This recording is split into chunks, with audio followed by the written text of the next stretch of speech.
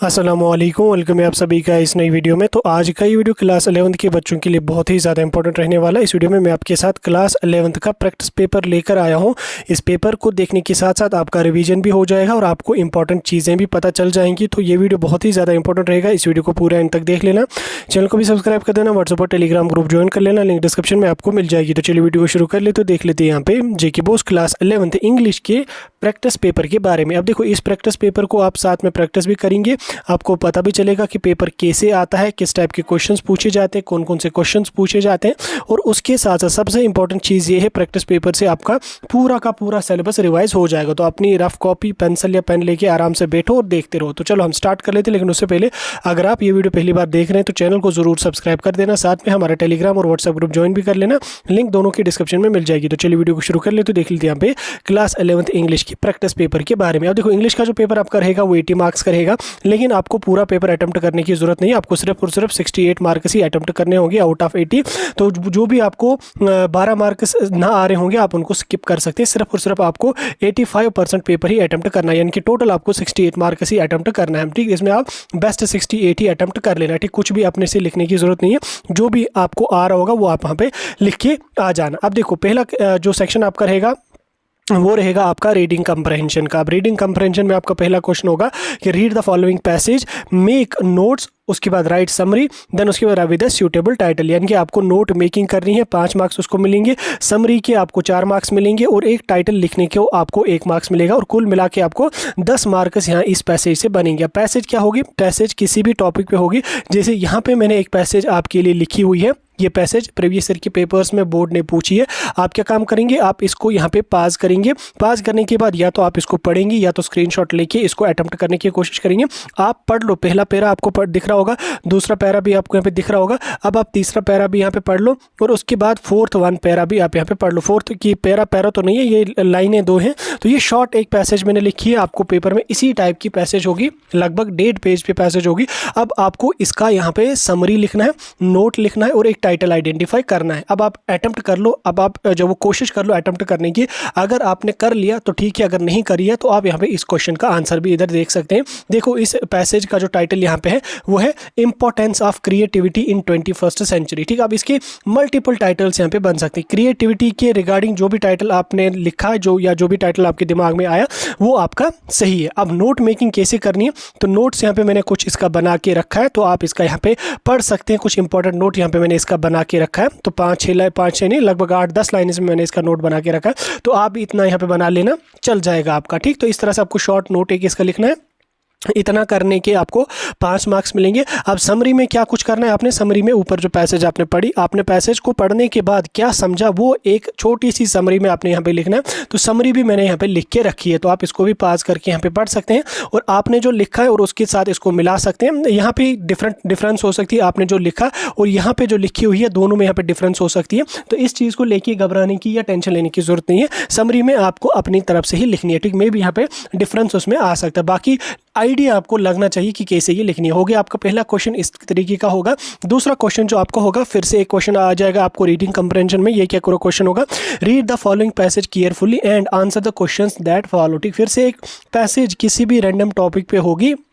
जैसे यहाँ पे मैंने लिखा है बैटल ऑफ माइंड्स पे एक पैसेज यहाँ पे लिखी है, mastermind quiz is mastermind quiz पे मैंने ये पैसेज एक लिखी है। तो आप यहाँ पे देख सकते हैं, इसमें काफ़ी सारी चीज़ें मैंने पे ऐड करी है। ये पैसेज भी मैंने खुद से नहीं लिखी है, ये पैसेज पिछले साल के पेपर्स में बोर्ड ने पूछी है, तो मैंने उसको ही यहाँ पे लिखा ताकि आपको रिवीजन में बहुत आसानी हो। तो ये भी किसी भी टॉपिक पे होगा, किसी भी टॉपिक पे होगा, किसी भी टॉपिक पे होगा। ऐसा नहीं कि आपके सिलेबस सही होगा, कोई भी रैंडम टॉपिक उठाया जाएगा जिसपे ये पैसेज होगी। अब ये लगभग आपको पेपर में 2 पेजेस की होगी, यहाँ पे मैंने लगभग आधे पेज में ही इसको लिख के रखा है, मैंने छोटी पैसेज इसको बनाई है। अब इसके नीचे आपको 10 क्वेश्चंस होंगे, 10 के 10 के आंसर मैंने यहाँ पे लिखे भी हुए हैं साथ, लेकिन आप चाहें तो आप इनका खुद भी अटेम्प्ट कर सकते हैं। जैसे यहाँ पे what is the mastermind quiz describe it as, mastermind quiz को हम कैसे डिस्क्राइब करते हैं। अब देखो, इन क्वेश्चंस को आपने खुद से तो अटेम्प्ट नहीं करना, अपने से कुछ भी नहीं लिखना। आपने क्या करना, इन क्वेश्चंस का जो आंसर आपका है वो अकॉर्डिंग टू पैसेज ही आपको लिखना होता है। अब इसमें गलती क्या कर देते हैं यहाँ पे, जैसे यहाँ पे what is the mastermind quiz describe it as, तो तो आप यहाँ पे अपने से लिखोगे कि मास्टरमाइंड क्विज क्या है, कैसे डिस्क्राइब हुई है, बाकी चीज़ें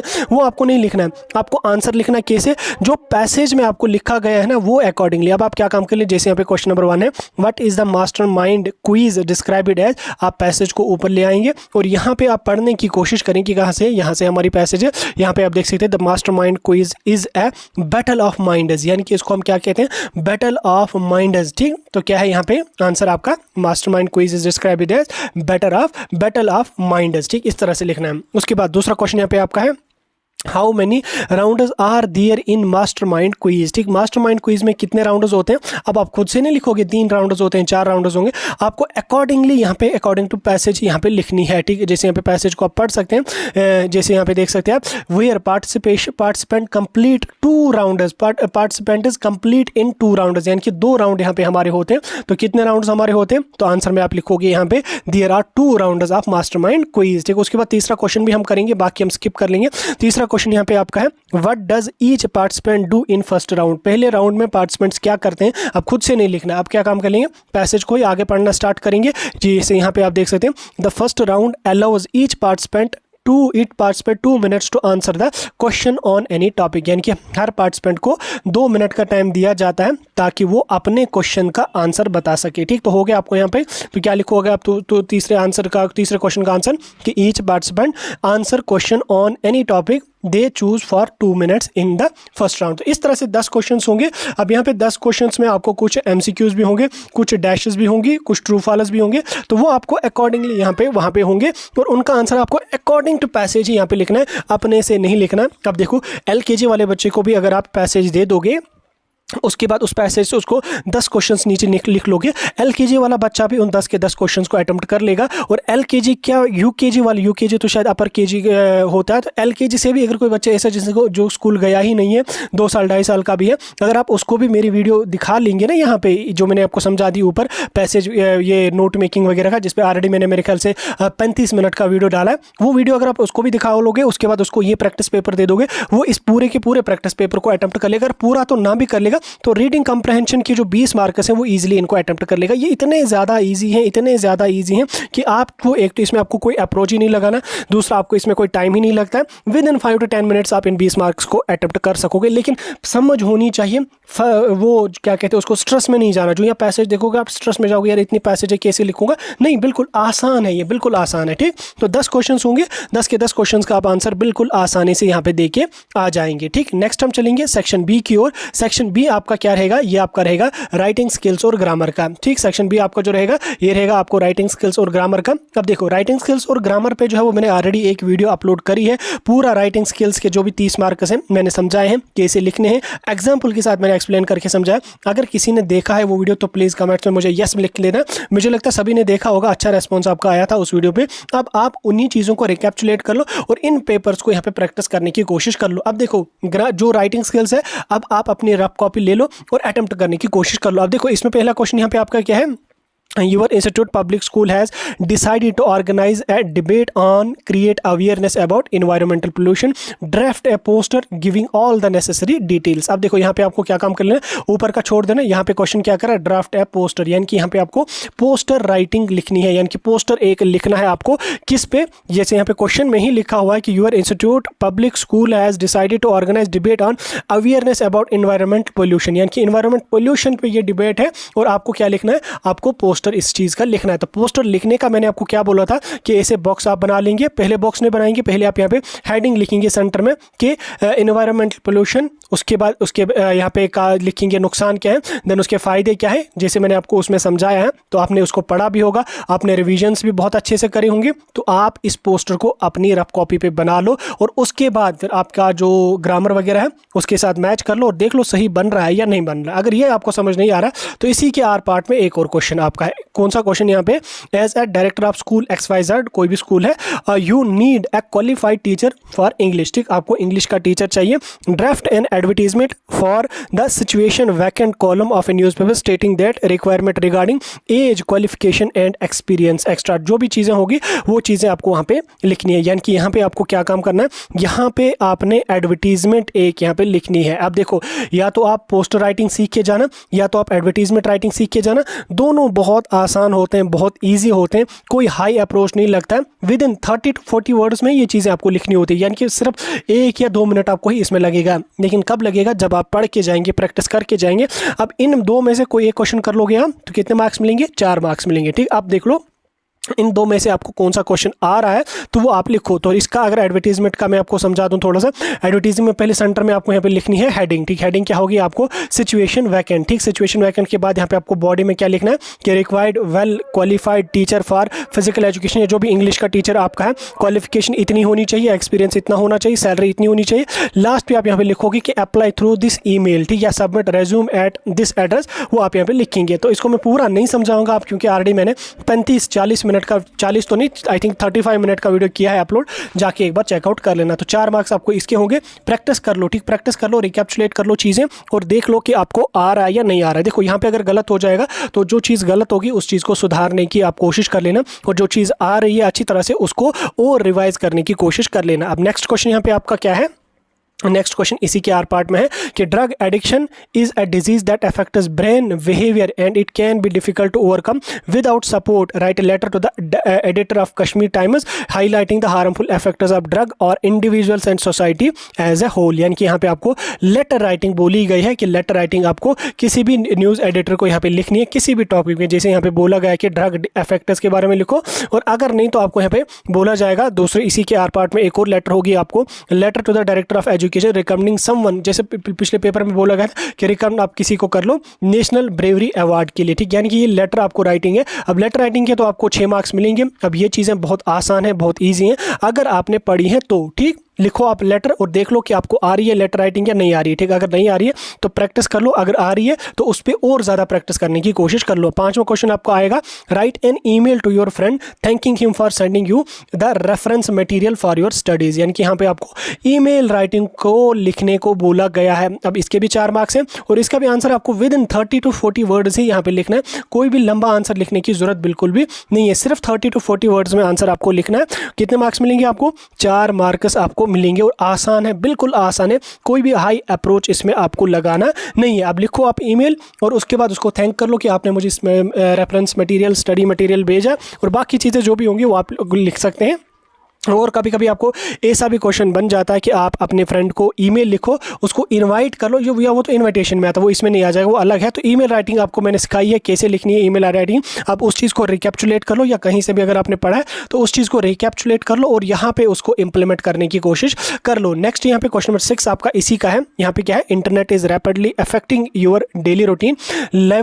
Livers नहीं है, livers and professions write a personal account how to use internet has how use of internet has affected your personal life। यानी कि यहाँ पे आपको एक पर्सनल अकाउंट यहाँ पे लिखना है, एक स्पीच आपको लिखनी है इस पे, किस पे? Effects of internet on personal life. ठीक, तो ये मैंने आपको समझा दिया कि आप यहाँ पे ऊपर हेडिंग लिखना, देन उसके बाद पैराज में डिवाइड करके इस चीज़ को लिख लेना, 4 से 5 पैराज में आप इसको लिख लेना, और बराबर आपको यहाँ पे मार्कस बन जाएंगे। 8 मार्कस इसके हैं, 8 मार्कस बहुत होते हैं। तो इसमें आपको कोई भी स्पेसिफिक फॉर्मेट नहीं होता है, जस्ट जो चीज़ें आपने पढ़ी हैं उन चीज़ों को याद करना और यहाँ पे इंप्लीमेंट उन चीज़ों को करना है। तो इसी के आर पार्ट में आपको क्या होगा? इसी के आर पार्ट में यहाँ पे आपको रिपोर्ट, किसी भी चीज़ पे आपको लिखने को बोला जाएगा। रिपोर्ट राइटिंग और अकाउंट राइटिंग ऑलमोस्ट मिलते जुलते ही होते हैं। तो इसमें भी आपको पहले सेंटर में हेडिंग लिखनी है, देन उसके बाद पैराज में इसको डिवाइड करना, 3 to 4 पैराज में आपको यहाँ पे कंक्लूड ये चीज़ करनी है। 8 मार्क्स मिलेंगे, बहुत आसान है। ठीक, नेक्स्ट चले हम। नेक्स्ट आपको यहाँ पे ग्रामर के पोर्शन की ओर हम चलेंगे। तो ग्रामर के पोर्शन में कैसा क्वेश्चन आपको बनेगा? ग्रामर के पोर्शन का जो क्वेश्चन है वो आपको 8 मार्क्स का बनेगा,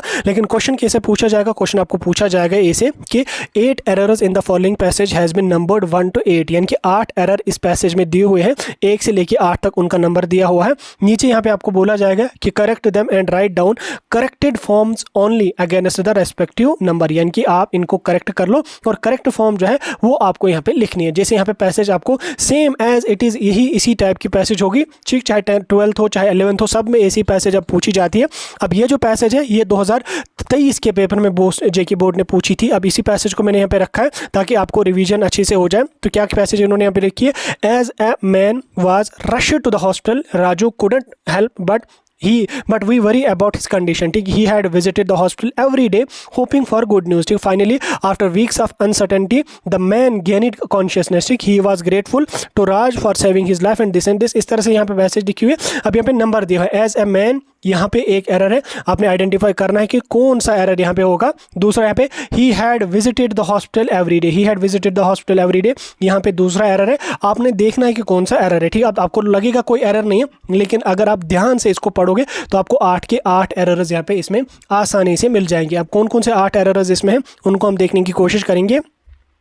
जैसे यहाँ पे एरर्स मैंने यहाँ पे लिखा है, एरर नंबर 1 क्या है, ए के बदले आपको द लिखना है, यानी कि यहाँ पे क्या है, एज ए मैन नहीं आ जाएगा, एज द मैन। ठीक, यानी कि यहाँ पे स्पेसिफिक पर्सन की बात हो रही है। ठीक, as the man rush to the hospital, यानी कि जो ही हमने उस आदमी को हॉस्पिटल की ओर रश किया या हॉस्पिटल की ओर ले गए, तो यहाँ पे स्पेसिफिक चीज़ के बारे में बात की गई है, तो यहाँ पे एज ए मैन नहीं आ जाएगा, एज द मैन यहाँ पे आ जाएगा। As the man rush to the hospital, Raju couldn't help but we worry about his condition, he had visited the hospital, he had visited the hospital, he had visited the hospital every day। ठीक, क्या he had visited the hospital every day यहाँ पे नहीं आ जाएगा, every और day यहाँ पे अलग आ जाएगा। तो इस तरीके के माइनर एरर्स इसमें होते हैं, तो every day यहाँ पे अलग अलग आ जाएगा। तीसरा एरर क्या है, यहाँ पे ऑफ के बदले until यहाँ पे आ जाएगा। ही आप यहाँ पे देख सकते हैं weeks of uncertainty, finally after weeks of uncertainty, until uncertainty थी, यहाँ पे अंटिल आ जाएगा। और उसके बाद आप यहाँ पे टू राज के बदले टू राजू यहाँ पे आ जाएगा। और उसके बाद यहाँ पे आप बाकी चीज़ें यहाँ पे इसको पढ़ सकते हो और देख सकते हैं, मे बी कहीं पे कुछ एरर भी होगा, उसको ठीक कर लेना।